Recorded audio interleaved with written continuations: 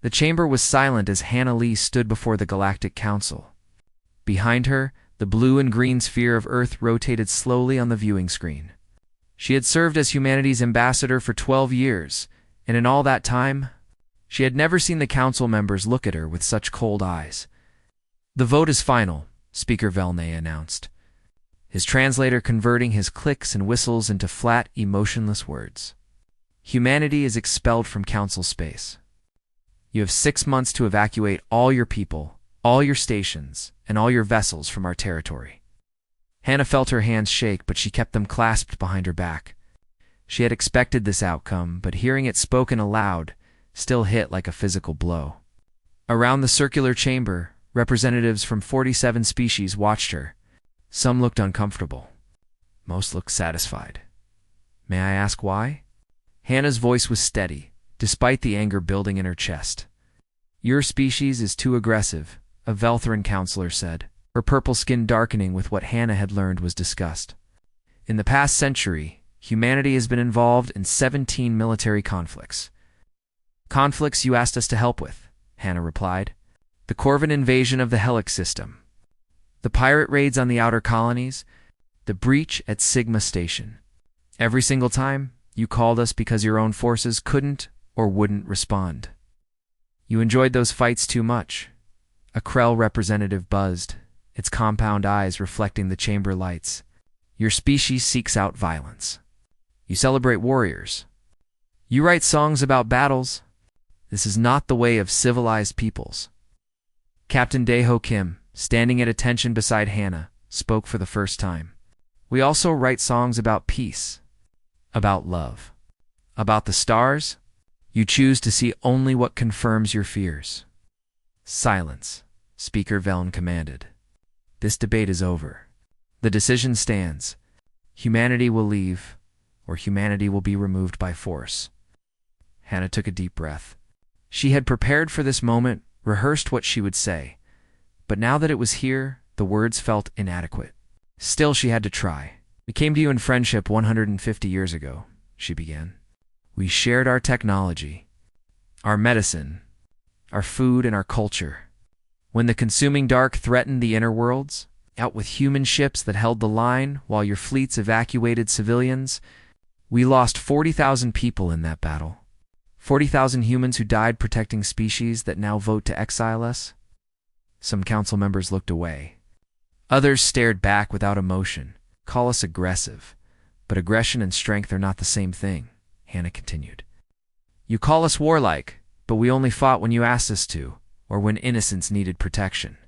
We tried to be what you needed. We tried to fit into your vision of civilization, but you never wanted us to fit in. You wanted us to stay small, stay quiet, stay grateful for being allowed at your table. Are you finished?" Speaker Veln asked. "No." Hannah stepped forward. "I want to give you a warning, not a threat. A warning. Out there, beyond your borders, beyond the mapped space you claim to control, there are things worse than us. We've seen the signs. Strange signals. Ships that never return. Colonies that go silent. You've ignored these reports because they're inconvenient, because they suggest your perfect civilization isn't as safe as you pretend." "Primitive fear-mongering," the Velthran counselor scoffed. "Call it what you want," Hannah said. "But understand this. We came when you called. We bled when you asked. We held the line when others fled. You're making a grave mistake. Not because we'll seek revenge. We won't. But because you won't survive what comes next without us." The chamber erupted in angry chittering, clicking, and shouting. Speaker Veln called for order, but it took nearly a minute for the chaos to settle.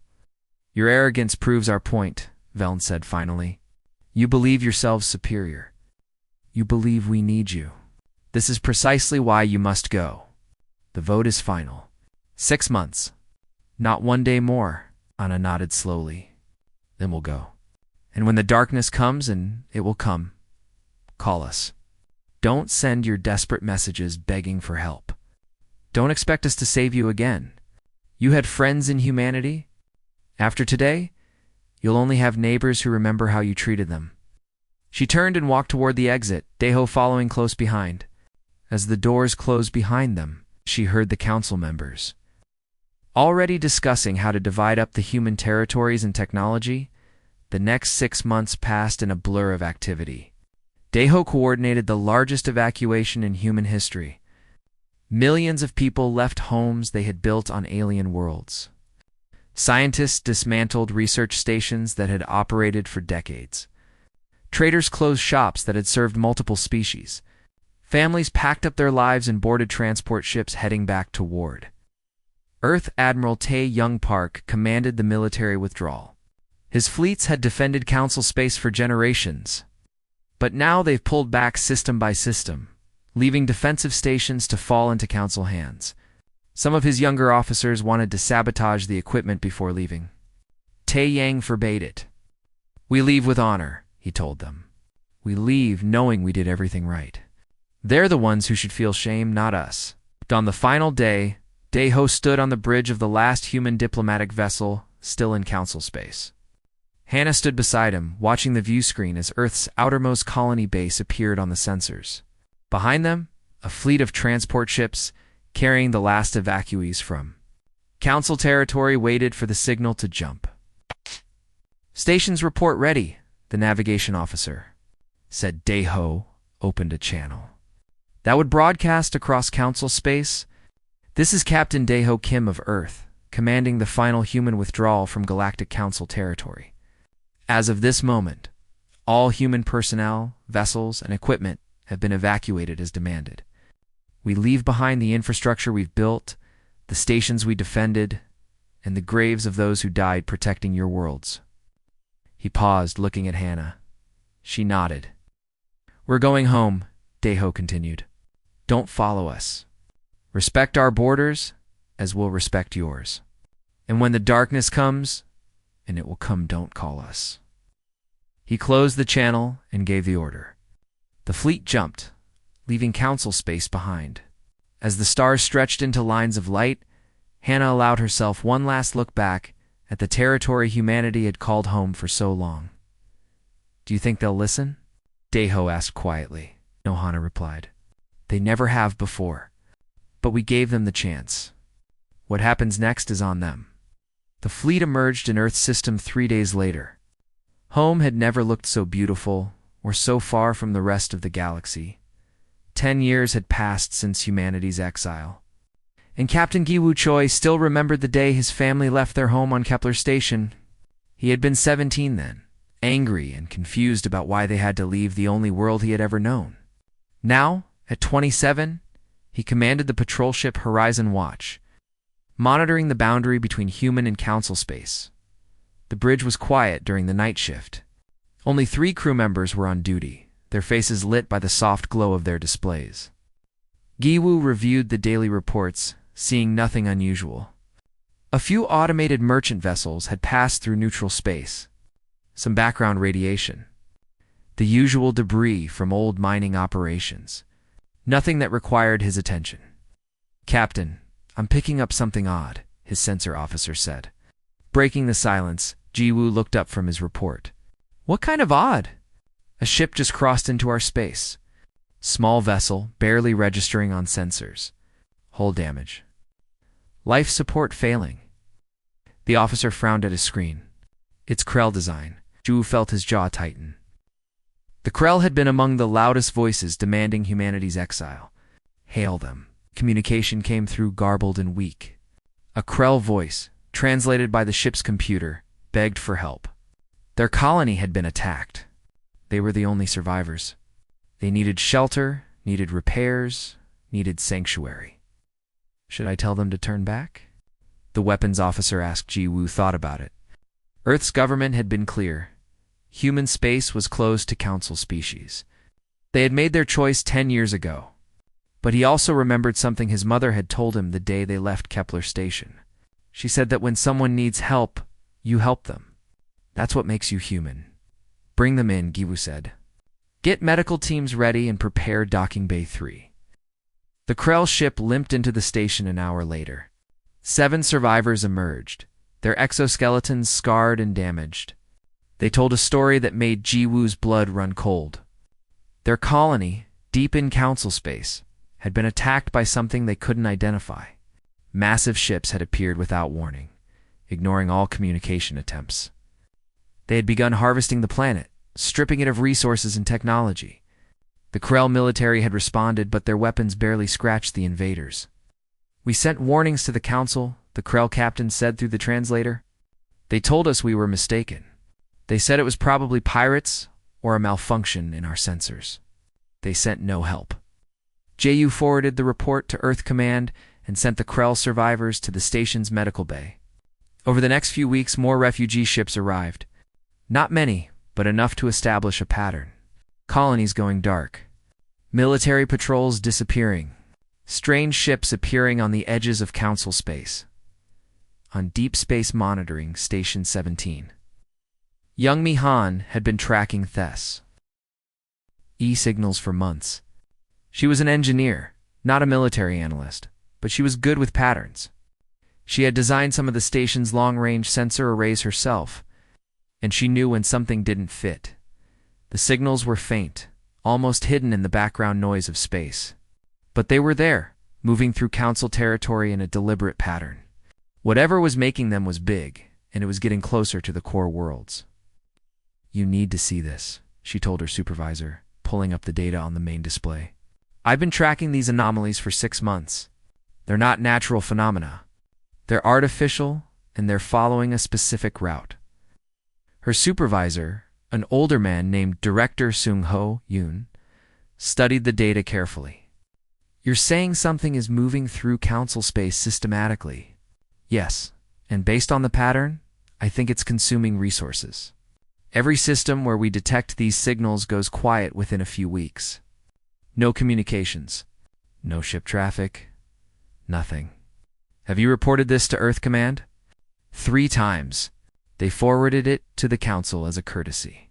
The Council hasn't responded." Sung-Ho sighed.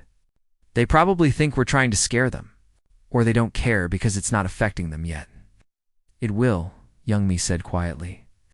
"Whatever this is, it's heading toward the core worlds. If they don't prepare now, they'll be caught completely off guard." Earth Command did forward the information again, along with Young Mi's detailed analysis and predictions. The Council's response came back 2 weeks later. They appreciated Earth's concern but had no evidence of any significant threat. They suggested that humanity focus on their own territory and stop spreading unfounded fears. On Earth, Counselor Han Wukong read the Council's dismissal with growing frustration. He had served in Earth's parliament for 8 years, and he had spent most of that time arguing for stronger defenses and better preparation. Most of his colleagues thought he was paranoid. "They're not going to listen until it's too late," he told the parliament during a session. "We have refugees arriving every week with the same stories. We have censored data showing something moving through their space. We have pattern analysis that predicts where it will strike next. But they refuse to see it because admitting we're right would mean admitting they were wrong to exile us." "That's not our problem anymore," another counselor argued. "They wanted us gone. We're gone. Whatever happens to them is their own fault. And when whatever is eating through their territory finishes with them and comes for us," Hyan Wu challenged. "Do you think it will stop at our border because we have a do not enter sign?" The chamber fell silent. Hyan Wu pressed his advantage. "I'm proposing the Sanctuary Protocol. We fortify our borders. We stockpile resources. We prepare our military for a major threat.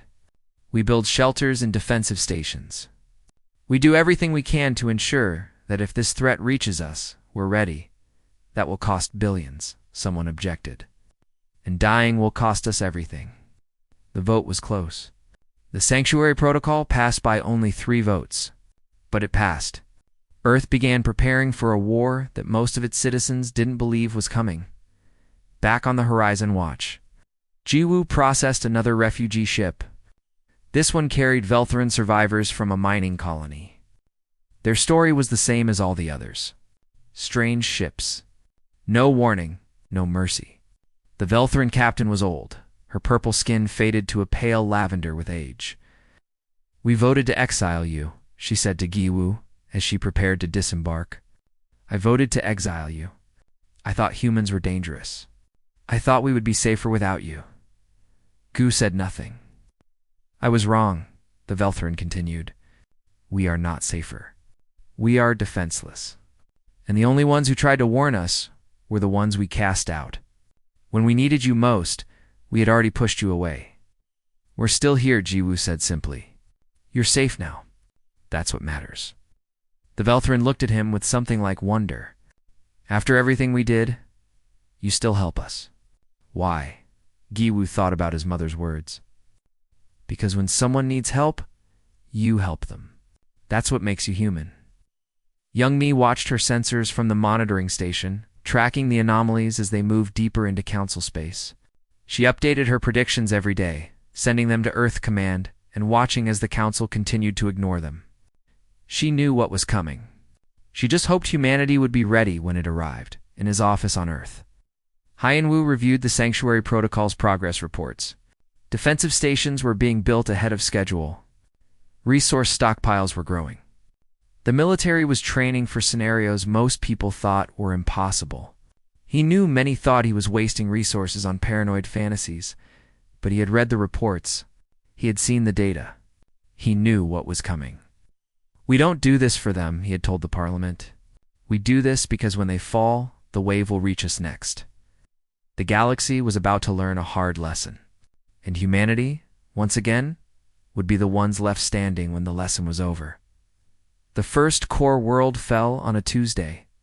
Commander Sohyun Park, daughter of the now-retired Admiral Taeyong Park, was reviewing defensive readiness reports when the emergency transmission came through.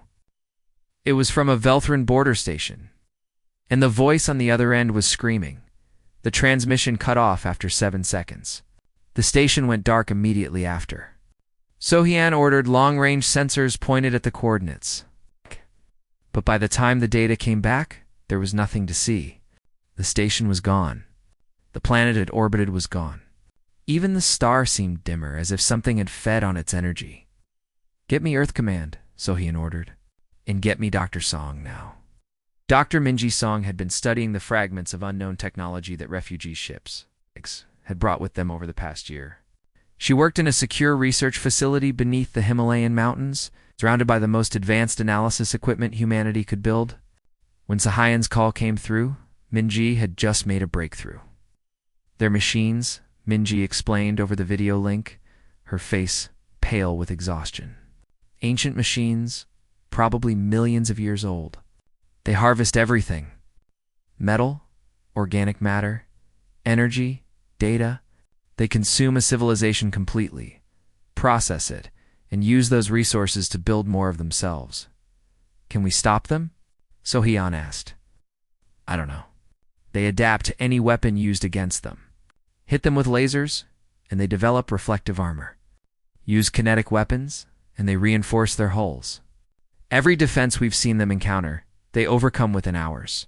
Oh, Minji paused. But I think I found something.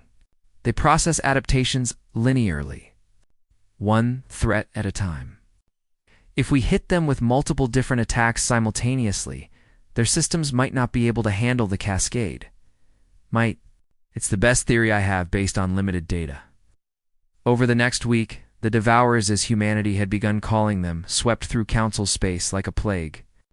The Velthrin Empire, which had ruled the galactic core for 10,000 years, fell in 3 days. Their fleets, despite numbering in the thousands, were systematically destroyed. The Krell Collective tried to make a stand at their homeworld. They lasted 6 hours. Desperate messages began flooding Earth's communication channels. The Council, what was left of it, begged for help. They offered technology, resources, territory, anything if humanity would intervene. Some messages were formal requests. Others were just screams. Hyen assembled Earth's military leadership in the war room. The holographic display showed the Devourers' progress in real time. Red markers spreading across the galactic map like blood and water. We have 237 warships ready for deployment, she reported. Another 150 in various stages of construction. Against what we're seeing out there, that might not be enough.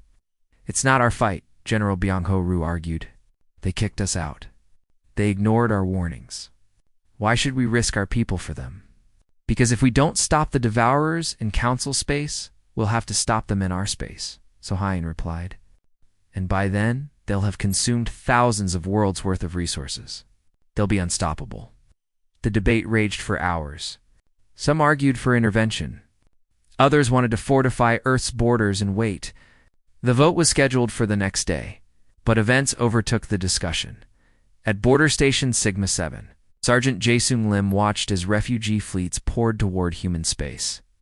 Not hundreds of ships, thousands, tens of thousands. Every species that had called for humanity's exile was now running toward human territory, hoping for sanctuary. "Command, we have a situation," Jae-Sung reported. "The refugee count is exceeding all projections. We're at capacity, and they're still coming." "Turn them away," came the response from a voice Jae-Sung didn't recognize. "Our resources are limited. We can't take them all." Jae-Sung looked at the display showing the refugee ships. He saw families, children, elderly beings who had done nothing wrong except be born in the wrong place at the wrong time. He thought about his grandfather, who had fought in the defense of Council worlds decades ago. His grandfather used to say that you measured civilization not by how you treated friends, but by how you treated those who had wronged you. "Negative, Command," Jae-Sung said. "They're not soldiers or politicians. They're just people who want to live. I need clarification on the rules of engagement." The channel was silent for a long moment. Then a different voice came through, one Jae-Sung recognized. "Commander Sohan Park." "Let them through, Sergeant. All of them. We'll find room. And prepare for fleet deployment. We're going back in." The decision had been made. Earth's parliament voted 1127 to 89 to intervene. It wasn't unanimous, and it wasn't enthusiastic, but it was enough. The human military began mobilizing for the largest operation in its history. Admiral Dae-ho Kim, now leading Earth's combined fleets, stood on the bridge of the flagship Indomitable. Around him, crews rushed through pre-deployment checks. In the viewing ports, dozens of warships hung in formation, waiting for the order to jump. "Fleet status?" Dae-ho asked. "All ships report ready, Admiral. Weapons armed.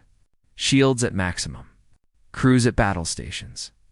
Dae-ho opened a channel to the entire fleet. 237 ships. 50,000 humans. All volunteers who knew they might not come back. This is Admiral Kim. 15 years ago, the Galactic Council expelled us.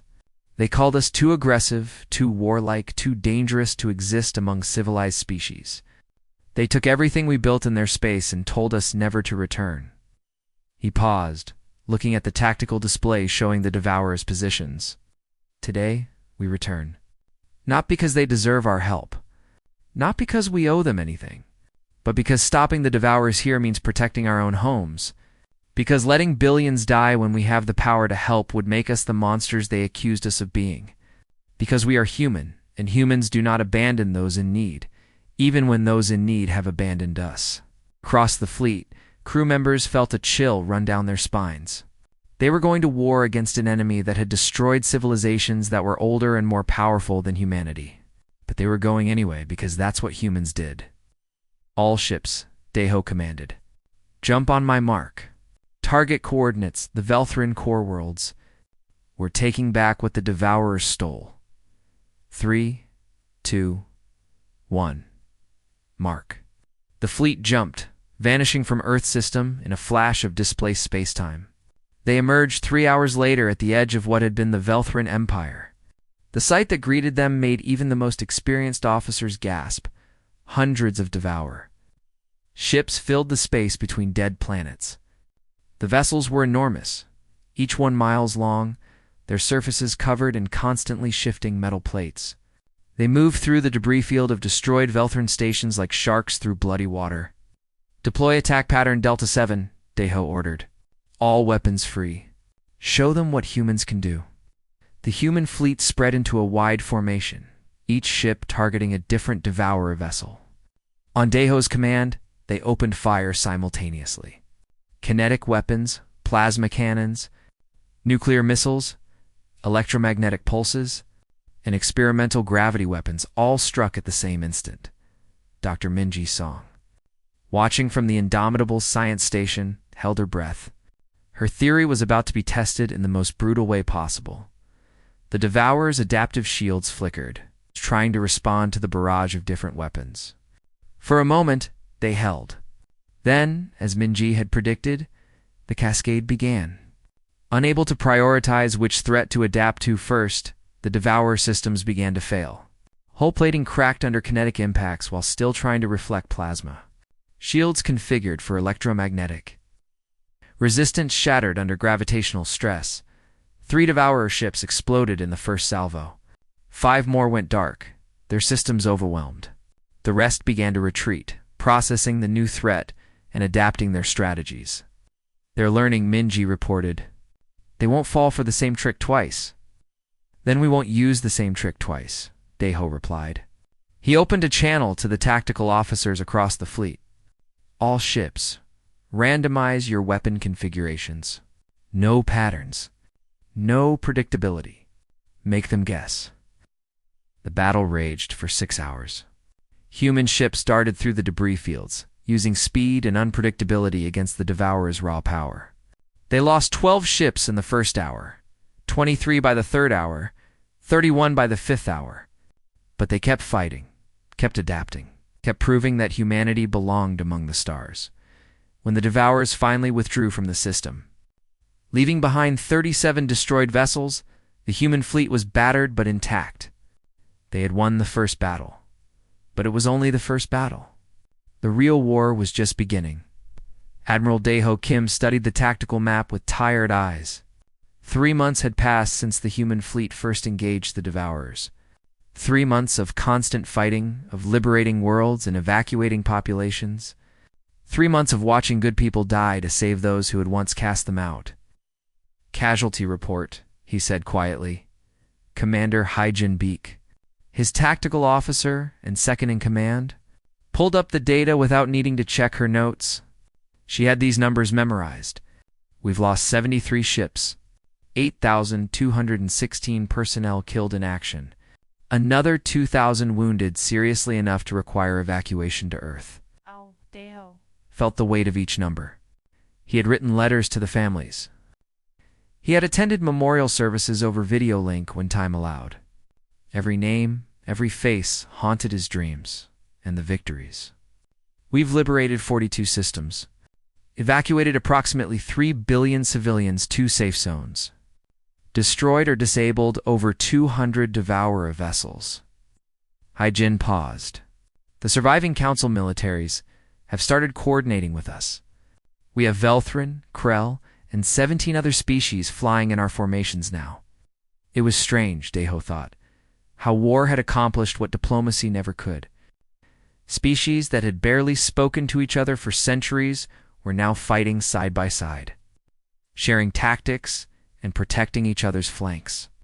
Humans served as the glue holding them together, the common element that everyone could rally around. Counselor Hannah Lee, now Earth's official representative to the refugee populations, worked from a massive orbital station that humanity had converted into a processing center. Every day, millions of beings passed through, seeking shelter, medical care, and hope. Hannah walked among them, listening to their stories, coordinating with Earth to meet their needs. A young Krell approached her one day, its translator producing a child's voice. Are you the human who warned the council? Hannah looked down at the small creature. I was, yes. My teacher said you told them the darkness was coming. She said they didn't listen. She said that's why my home is gone now. Hannah knelt to be at the child's eye level. I'm sorry about your home. We're doing everything we can to stop the darkness from taking anyone else's home. Why? The child asked. We were mean to you. My teacher said so. We made you leave. Why do you help us? It was a question Hannah had been asked dozens of times in dozens of languages. She gave the only answer that made sense to her. Because it's the right thing to do. Because helping people in need is what humans do, even when those people weren't kind to us. We don't help you because you deserve it. We help you because you need it. The child seemed to think about this. When I grow up, I want to be like humans. Hannah smiled sadly. When you grow up, I hope you get to be whatever you want. in a galaxy safe enough to let you choose. Back in the combat zone, the human fleet pushed deeper into former Council territory. Hyjin had noticed a pattern in the Devourer's movements. They weren't just consuming resources randomly. They were working their way toward something specific, something in the galactic core. "I think they have a central command," she told Daeho during a strategy meeting. "A nexus that coordinates all the other units," Dr. Song's data suggests. "They're connected through some kind of quantum entanglement network. If we could destroy the nexus, the entire system might collapse." "Where is it?" Hyjin highlighted a location on the map, deep in what had once been Velthrin space. "Here, the old Velthrin capital system. It's surrounded by Devourer ships. Hundreds of them, maybe thousands. It's the most heavily defended location we've encountered. Then that's where we need to go." The plan was insane, and everyone knew it. To reach the Nexus, they would have to fight through the largest concentration of Devourer forces in the galaxy. The human fleet had been reinforced by Council survivors, bringing their total strength to just over 400 ships. Intelligence suggested there were at least 1,000 Devourer vessels protecting the Nexus, but there was no other choice. Every day they delayed, the Devourers consumed more worlds, built more ships, grew stronger. If they didn't strike now, they might never get another chance. Daeho addressed the combined fleet before the operation began. Humans, Velthrins, Krell, and dozens of other species listened as his words were translated into their languages. "We stand together today not as separate species, but as one force with one purpose, to end this threat. Some of you remember when humans were part of your civilization. Some of you voted to exile us.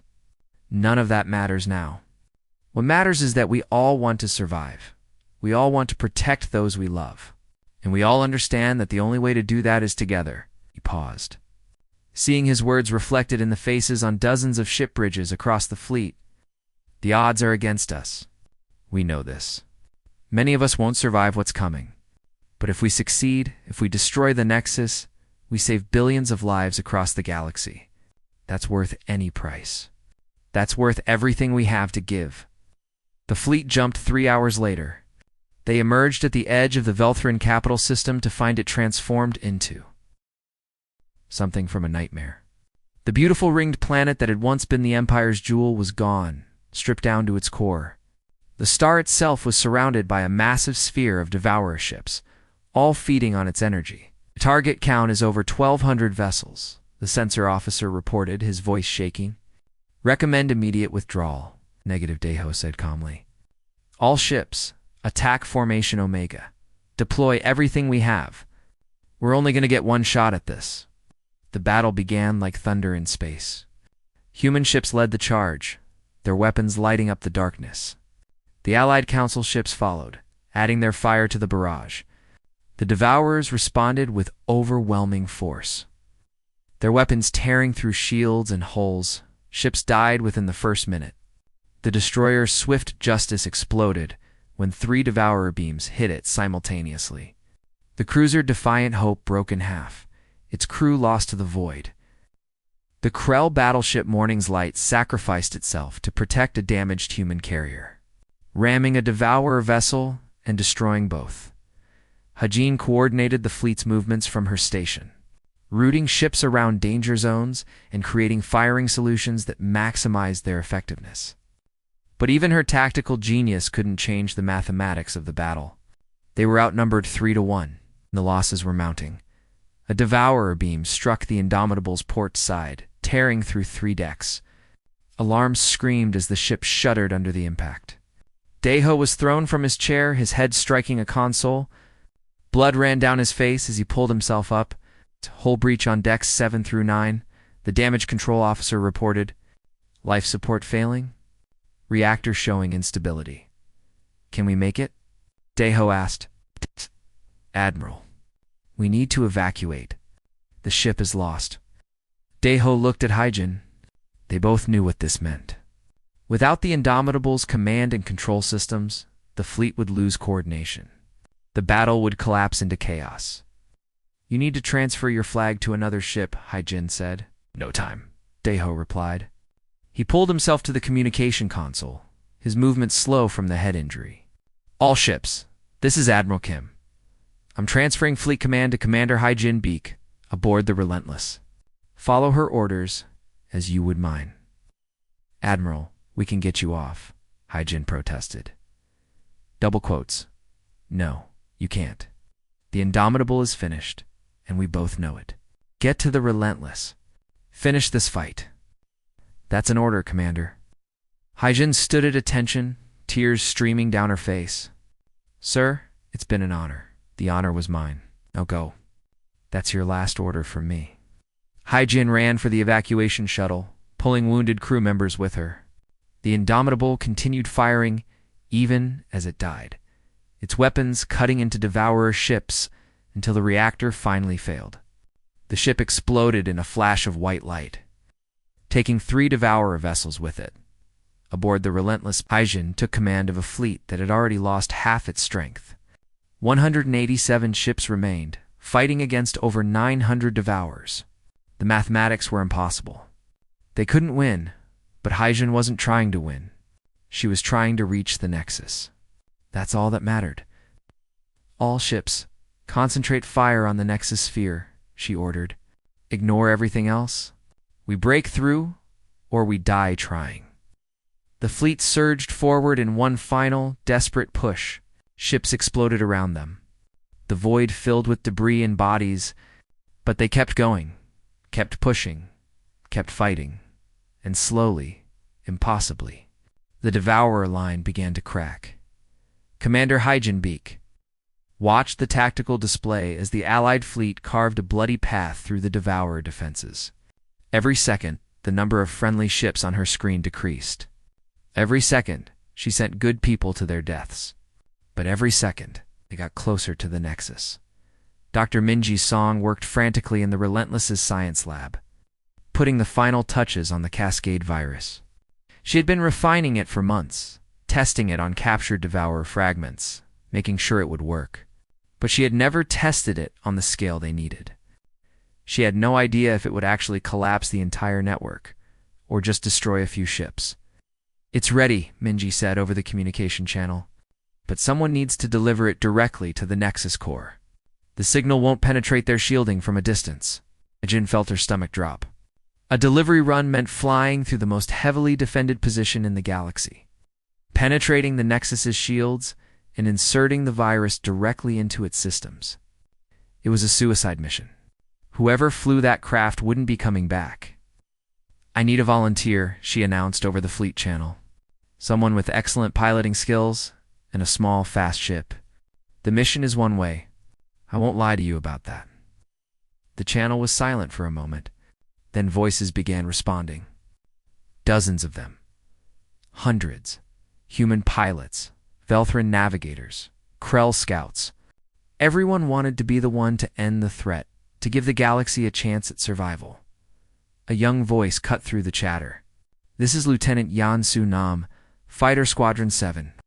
I volunteer, Commander. Hyjin checked his file quickly. 23 years old.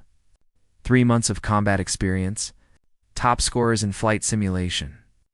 He had joined the fleet 2 weeks after his 18th birthday, lying about his age to get accepted early. His parents had died in the initial Devourer attacks on the border stations. Lieutenant Nam. Are you sure? Yes, Commander. My parents were stationed at Outpost Gamma when the Devourers hit. They sent a message before the station fell. They said they hoped humanity would stop this thing before it hurt anyone else. I can do that for them. I want to do that for them. Hyjin closed her eyes briefly. He was so young. But then they were all too young to die, and thousands had already died in this battle. At least Youngsu's death would mean something. Approved, Lieutenant? Report to the Relentless for virus upload. And Lieutenant? Thank you. Youngsu's fighter docked 20 minutes later. Minji personally installed the virus package into his ship's computer core and explained how to deploy it. The young pilot listened carefully, asking intelligent questions, making sure he understood every step. You're very brave, Minji said as she finished the installation. Youngsu smiled, though his hand shook slightly. I'm terrified. But sometimes you have to do terrifying things. That's what my mom always said. She was a fighter pilot, too. She would be proud of you. I hope so. Will this really work? Will it stop them? Minji met his eyes honestly. I think so. The theory is sound. But I've never been able to test it on this scale. You're delivering it on faith as much as science. Faith is enough, Young-Soo said. I have faith in you, in the commander, in humanity. That's more than the Devourers have. He returned to his fighter and launched 10 minutes later. Hajin watched on her tactical display as the small craft accelerated toward the Nexus. Dodging through the debris field of destroyed ships and weaving between Devourer beams. All ships, Hajin commanded. Create a corridor for Lieutenant Nam.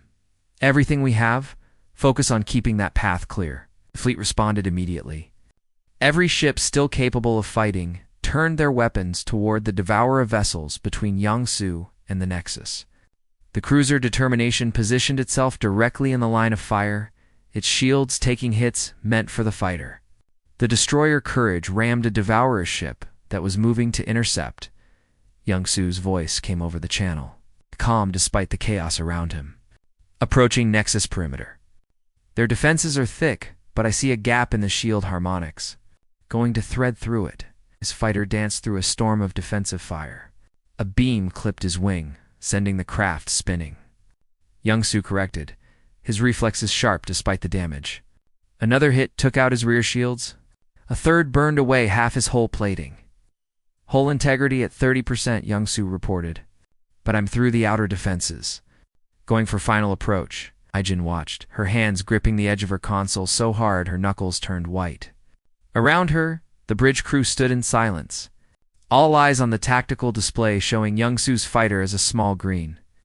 Approaching the massive red sphere of the Nexus, I'm at the core, Young-Soo said, his voice steady. Beginning upload sequence. The virus transfer would take 90 seconds. 90 seconds, while Young-Soo sat stationary, defenseless, surrounded by Devourer systems that were finally realizing what he was doing. Defensive weapons that had ignored the small fighter now turned toward it, recognizing the threat. Upload at 40%, Young-Soo reported. Taking heavy fire, shields are gone. Hull integrity at 10%. The fleet poured fire into the Devourer ships, trying to stop him, but there were too many. The destroyer Relentless Path exploded, trying to draw their attention. The Velthrin cruiser Eternal Memory broke formation to provide covering fire and was cut in half. Upload at 70%, Young-Soo said. Ship is barely holding together, but the virus is still transferring. 80%. Come on, come on. A Devourer beam punched through his cockpit. Alarms screamed as the fighter's systems began failing. Young-Soo's voice came through, strained with pain but still determined. 95%. Almost there. Lieutenant, you need to eject, Hajin ordered. Get out of there. Negative, Commander. If I eject, the upload stops. 98%. Just a few more seconds. The fighter was dying around him, its hull fragmenting, its reactor critical. But Young-Soo held his position, one hand on the controls, the other pressing against a wound in his side where shrapnel had torn through his suit. Upload complete, he said, his voice barely a whisper. Activating virus now. For those who couldn't fight, for those who wouldn't, and for those who will never have to again. Press the activation key. The virus spread through the Nexus's systems like wildfire through dry grass, exploiting the quantum entanglement network that connected every Devourer vessel. Within seconds, it had propagated to every ship in the system. Within minutes, it had spread to every Devourer vessel in the galaxy. Young-Soo's fighter exploded as the Nexus's reactor went critical. The sphere collapsed inward, its systems cascading into failure. Around it, Devourer ships began shutting down, their adaptive protocols turning against them as the virus corrupted their core programming. Across the galaxy, thousands of Devourer vessels simply stopped. Some exploded. Some went dark. Some drifted aimlessly, their coordination gone, their intelligence shattered. The threat that had consumed civilizations and destroyed empires ended not with a final battle, but with a single brave pilot and a well-designed virus, on the relentless. Hyjin watched the tactical display as red markers began disappearing from the screen. She felt tears running down her face, a mixture of grief for the lost and relief for the saved. They had won. The price had been terrible. They had won. The surviving ships of the Allied fleet drifted in the silence that followed, their crews too exhausted to celebrate. Of the 400 ships that had entered the battle, only 63 remained. The human fleet had been reduced to 28 vessels, but it was enough. They had survived. The aftermath took months to sort through. Counselor Heian Wukong worked with the surviving council members to establish a new government structure. The old council was gone, its corruption and short-sightedness buried with the billions who had died because of its failures. The new Galactic Federation was founded on different principles. No species could be expelled. All had equal representation. Decisions were made collectively, with humanity holding a permanent seat on the Security Council in recognition of their sacrifice. Hannah Lee attended the founding ceremony. Standing alongside representatives from 47 species, many of them were the same individuals who had voted to exile humanity 15 years earlier. Some couldn't meet her eyes. Others approached her to apologize. "We were wrong," a Velthran counselor said, the same one who had called humans too aggressive. "We feared your strength instead of appreciating it. We mistook your willingness to fight for a love of violence. We didn't understand that sometimes the most peaceful people are the ones most capable of war, because they know its true cost." Hannah accepted the apology gracefully, though the words felt hollow after everything that had been lost. Apologies wouldn't bring back the dead. Apologies wouldn't restore the destroyed civilizations. But they were a start. 1 year after the battle, Hyjin stood on the bridge of a new flagship, this one named Indomitable II, in honor of the ship that had fallen. She had been promoted to Admiral, the youngest in Earth's history. Around her, the fleet conducted joint exercises with Velthran, Krell, and dozens of other species. A young officer approached her, nervous and eager. "Admiral, the new recruits are asking about the battle. They want to know what it was like." Hyjin looked at the officer, seeing her younger self in those eager eyes. She thought about the friends she had lost, the ships that had died, the young pilot who had saved the galaxy and never lived to see it safe. "Tell them it was terrible," she said quietly. "Tell them that we lost thousands of good people. Tell them about Lieutenant Young Sunam, who was 23 years old when he gave his life to end the threat. Tell them about Admiral Dae-ho Kim, who transferred command with his ship dying around him. Tell them about every single person who didn't come home." She paused, looking out at the diverse fleet training together in the void. "But also tell them it was necessary. Tell them that sometimes you have to fight, not because you want to, but because someone has to stand against the darkness. Tell them that humanity returned when the galaxy needed us most, not for glory or gratitude, but because it was right. And tell them that the price of peace is eternal vigilance, eternal readiness, and eternal compassion for those who cannot fight for themselves." The officer nodded solemnly and left to share the lesson with the recruits. Hyjin returned her attention to the view screen, watching as human ships flew in formation with vessels from species that had once exiled them. The galaxy had learned its lesson the hard way. Humanity had warned them. They hadn't listened. And when the consequences came, humanity had saved them anyway, because that's what humans do. They help, they protect, they stand against the darkness, even for those who have wronged them.